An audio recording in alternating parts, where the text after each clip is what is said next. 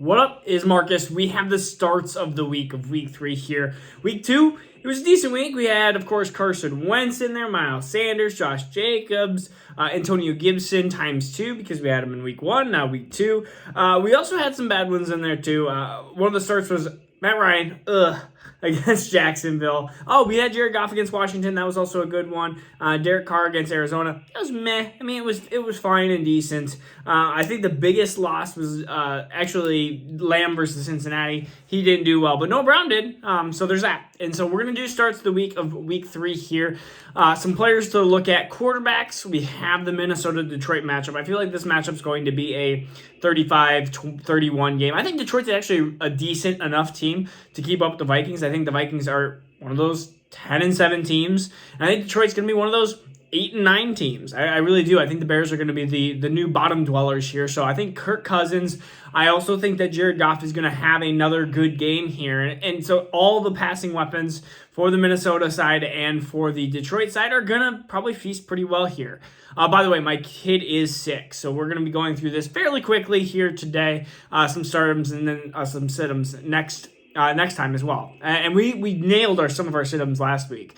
Another one, again, we're having Derek Carr against Tennessee. We saw what Josh Allen did, but Derek Carr is, again, going to feast on Adams, and I think that Tennessee is going to stop the running game. I think they're going to stop Josh Jacobs, so you're going to see a little bit more passing volume here.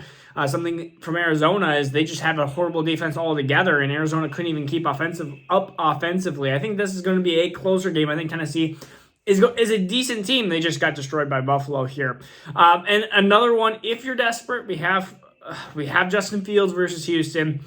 This is, again, if you're desperate. I feel like Justin Fields is going to run a bunch, and I think that is where you're going to have your potential 20 points from. I don't think this is going to be a huge 30-point game, again, by Justin Fields, but I think you're going to get some safe running floor here, and I think it's going to be a back-and-forth game because I think also Houston is not a great team, but you're going to have a lot of Justin Fields scrambling and running around, and Houston's defense is not particularly great and putting a lot of pressure like Green Bay did against Chicago in week 2. So that's something just to kind of note here. Now, running backs have just come off to a slow start here, but I think, it's just my thing, Jeff Wilson versus Denver. Denver's defense seems to be good at times, bad at times. Who knows? But Jeff Wilson, I think he's going to get a ton of work here. Tyron Davis-Price now out.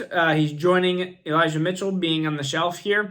I think Clyde Edwards-Helaire is a sneaky, I'm not going to say amazing start, but against Indianapolis, I definitely think that he's going to be a RB2 this week. Another good week of CEH, and we are going to be potentially talking about selling him, whether you're in fantasy or dynasty here. The next one I'm going to go with, and I know this is a tough one because it's against Cincinnati, and Cincinnati's defense is not shown to be actually too bad, especially when they stopped Najee Harris in week 1, but it's going to be Breece Hall. Gosh, this Breece Hall-Michael Carter thing is just getting scary. I just feel like this is going to be a little glimpse of what you're going to get from Breece Hall, and again, he may underperform for the first 8 weeks, but I think that Breece Hall will be a startable flex player here. And the next one that we're going to go with is David Montgomery. Again, we talked about Houston. I think that they're going to utilize David Montgomery and a lot of Justin Fields in this whole kind of backfield here. I think that's where you're going to get a bunch of scoring, fantasy-wise at least, from Chicago. I think still the weapons of Mooney and Kmet have been just darn right frustrating. I gotta find my wide receivers on here. My wide receivers gotta go through here. The next one that I'm going to be doing is this, again, it just feels kind of wrong because I don't even want to do it. But it's going to be Allen Robinson, and I've talked about Allen Robinson slowly creeping up into he's warming up into the season. Now, this could be a huge flounder. I mean, when we talk about CeeDee Lamb going against Cincinnati, this could be a big problem here. But I'm going to go with Allen Robinson against Arizona. Again, Arizona just horrible when it comes to defense. And so, Arizona was just letting up, besides even Adams and Waller, they were just letting up anybody in the receiving game. So again, anybody that you can play against Arizona, if you have Cooper Kupp, I would not want to play against Cooper Kupp this week. This would not be a good week, I feel like. And then Amari Cooper against Pittsburgh. Again, I think Pittsburgh's defense is meh. And so with Jacoby Brissett, Cooper Kupp is really the only option here. I mean, yeah, you have Donovan Peoples-Jones, but I think that that's where they're going to go with. Is Amari Cooper's going to get a bunch of targets. I can see maybe 14 targets. That's just going to be a random number that I'm going to pick out of the blue. And the next receiver is Devonta Smith.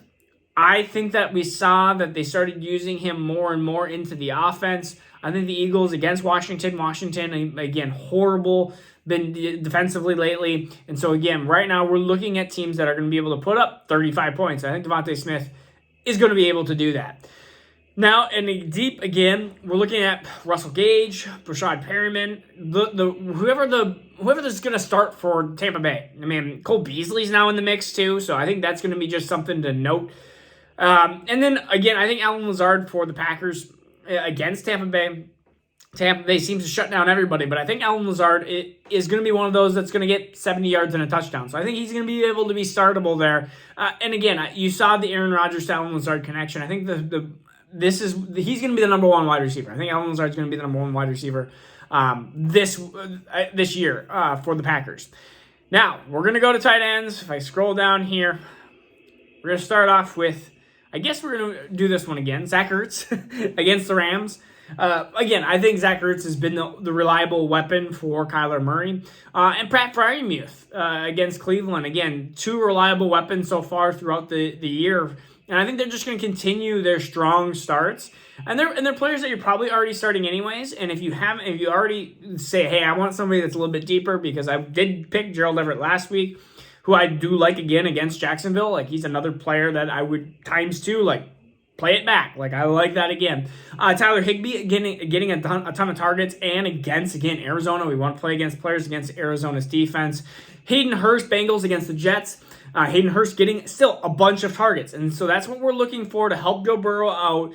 We'll see. I mean, you got to have him. You got to have a tight end on that field more often, because right now it seems like Joe Burrow is getting hit a lot. And if you're doing these little dump offs, I think it's going to be harder for Jamar Chase to get these huge plays, but it's going to be more thriving for T. Higgins and Tyler Boyd and Hayden Hurst, which, yeah, Jamar Chase will still get his, but I think Hayden Hurst is a safe tight end. And the last one is Tyler Conklin. Just kidding. He's going to be against Cincinnati. I think this is going to be a little bit higher scoring. And Tyler Conklin, again, has emerged as, without C.J. Uzomah, he's still hurting. I mean, you're going to have a lot of targets by Tyler Conklin, who was a okay tight end for Minnesota last year. So those are my starts of the week. Tomorrow we're going to go through the sits of the week, and then we get to go to week 3 of football already. It's exciting. All right. Peace out. See you guys tomorrow.